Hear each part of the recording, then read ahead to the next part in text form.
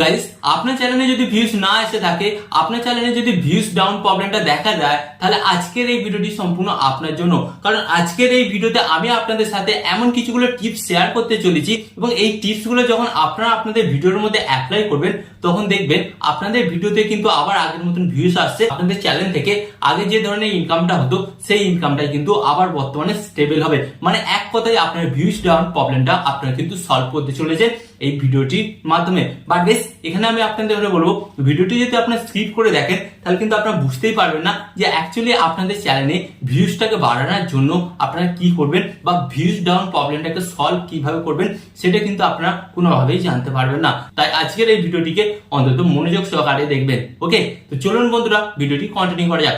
But বেশ, ভিডিওটি continue করার আগে আপনাদের কাছে একটা ছোট্ট রিকোয়েস্ট, আপনারা যদি এই চ্যানেলে নতুন হয়ে থাকেন এবং এই ধরনের YouTube tip and tricks related video দেখতে চান, তো আপনাদের ওটা কি করতে হবে, ফার্স্ট অল ভিডিওতে একটি লাইক দিয়ে চ্যানেলটিকে সাবস্ক্রাইব করে দিতে হবে। ওকে, তো চলুন বন্ধুরা, ভিডিওটি কন্টিনিউ করা যাক। তো গাইস, ফার্স্ট অফ অল আমি আপনাদের করে বলবো, আপনারা যারা নতুন ইউটিউবার, আপনাদের ইউটিউব চ্যানেলের মধ্যে ভিউজ না আসার পিছনে এই কারণটা কিন্তু সবচেয়ে বেশি কাজ করে। সেটা কি গাইস হচ্ছে, সেটা হচ্ছে ভুল ক্যাটাগরি সিলেকশন। আমরা যখন একটা নতুন ইউটিউবে চ্যানেল তৈরি করি, তো আমরা কিন্তু নিজেরাই জানি না, আমরা কিন্তু কনফিউজ থাকি যে অ্যাকচুয়ালি আমাদের কোন ক্যাটাগরি বা কোন টপিকের উপর ভিডিও বানাতে হবে। তো তখন আমরা কি করি, তখন কিন্তু আমরা কোনো বড় ইউটিউবারকে কপি করতে থাকি, এন্ড যার ফলে কি হয় গাইস, আমরা কিন্তু তাকে ঠিক সঠিকভাবে কপি করতে পারি না। তো এর ফলে কি হয়, আমরা কিন্তু ঠিক তার মতন ভাবে ভিডিও তৈরি করতে পারি না। যার ফলে গাইস কি হয়, অডিয়েন্সরা কিন্তু আমাদের ভিডিওগুলোকে দেখতে পছন্দ করে না, কারণ আমরা কিন্তু ঠিক ততটা স্মার্ট ভাবে কথাবার্তা বলতে পারি না এবং সেইভাবে ভিডিওটা তৈরি করতে পারি না, কারণ আমরা কিন্তু সেই ইউটিউবারটাকে কপি করতে চাইছিলাম। ওকে, তো এই কারণে কিন্তু আপনার চ্যানেলে প্রথমত ভিউজটা আসে না। তো ফার্স্ট অফ অল আপনাকে জানতে হবে আপনার মধ্যে কোন ট্যালেন্টটা আছে। তো আপনাকে কিন্তু সেই টপিকের উপর ভিডিও বানাতে হবে। ইউটিউব চ্যানেল খোলার পর আপনাকে কিন্তু সেই টপিকের উপর ভিডিও বানাতে হবে। যার ফলে কি হবে গাইস, আপনার যেটা নিজের দক্ষতা আছে, আপনার যেটা সম্পর্কে জ্ঞান আছে, সেটা যখন আপনি শেয়ার করবেন, এবং সেটা কিন্তু আপনি তখন ভালোভাবে দক্ষতার সাথে শেয়ার করবেন, যার ফলে কিন্তু অডিয়েন্সটা খুব ভালোভাবে দেখবে। ওকে, তো ফার্স্ট অফ অল কিন্তু এই কাজটা আপনাকে করতেই হবে, তারপরে কিন্তু আপনার ভিউজ ডাউন প্রবলেমটা সলভ হবে। এন্ড গাইস, এরপর নতুন ইউটিউবাররা যে দ্বিতীয় নম্বর ভুলটা করে, এন্ড এর কারণে তাদের চ্যানেলে ভিউজ আসে না, সেটা কি গাইস, রেগুলারিটি মেনটেন করে না। রেগুলারিটি মেনটেন বলতে কি গাইস, অনেক নতুন ইউটিউবাররা ইউটিউব চ্যানেল তো ক্রিয়েট করে, বাট ইউটিউব চ্যানেল ক্রিয়েট করার পর তারা কি করেন জানেন, তারা তার চ্যানেলের মধ্যে প্রথম 10 দিনে 10টা ভিডিও আপলোড করলো, তারপর এক মাস গায়েব, তার চ্যানেলের মধ্যে কোনো ভিডিও আপলোড করলো না।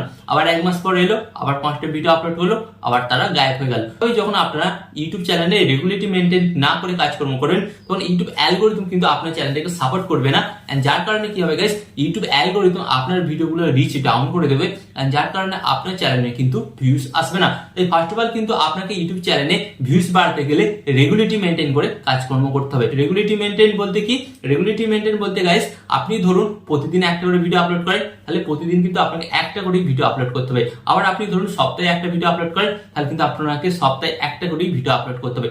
এটাই হচ্ছে গাইস রেগুলারিটি। আর গাইস, ইউটিউব অ্যালগোরিদম সেই সমস্ত চ্যানেলগুলোকে পছন্দ করে যারা ইউটিউবে রেগুলারিটি মেনটেন করে কাজকর্ম করে।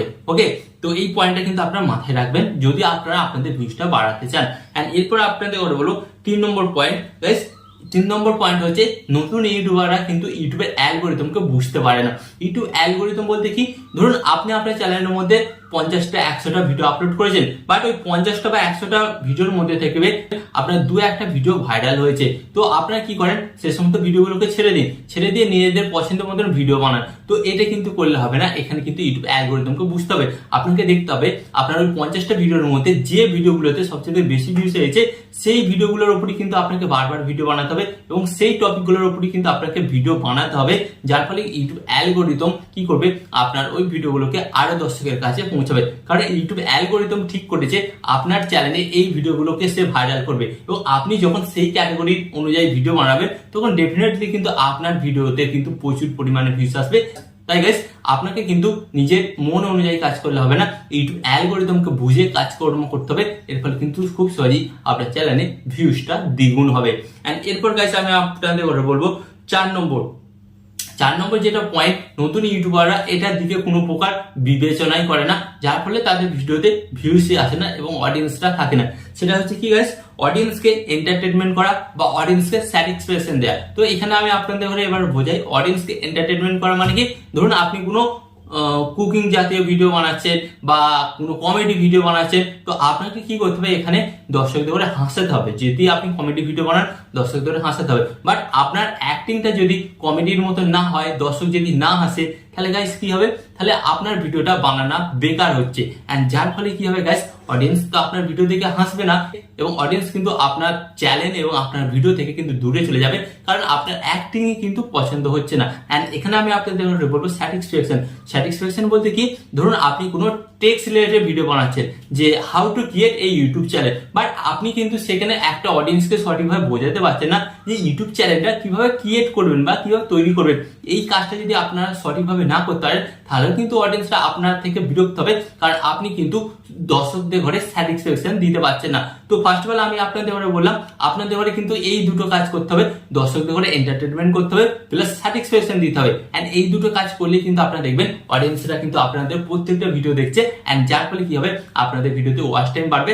এন্ড ওয়াচ টাইম বাড়লে গাইস এখানে কি হবে, ইউটিউব অ্যালগরিদম কিন্তু আপনার সেই ভিডিওটা ইমপ্রেশন আরো বাড়িয়ে দেবে, এন্ড যার ফলে 99% চান্স থাকে আপনার ওই ভিডিওটা ভাইরাল হয়ে যায়। ওকে, তাই আশা করি আজকের এই ভিডিওর মাধ্যমে আপনি জানতে পেরেছেন যে আপনাদের চ্যানেলের ভিউজ ডাউন কেন হয়েছে, এন্ড এই প্রবলেমগুলো যদি আপনারা সংশোধন করে নেন, তাহলে কিন্তু আপনার ভিউজ ডাউন প্রবলেমটা সলভ হয়ে যাবে।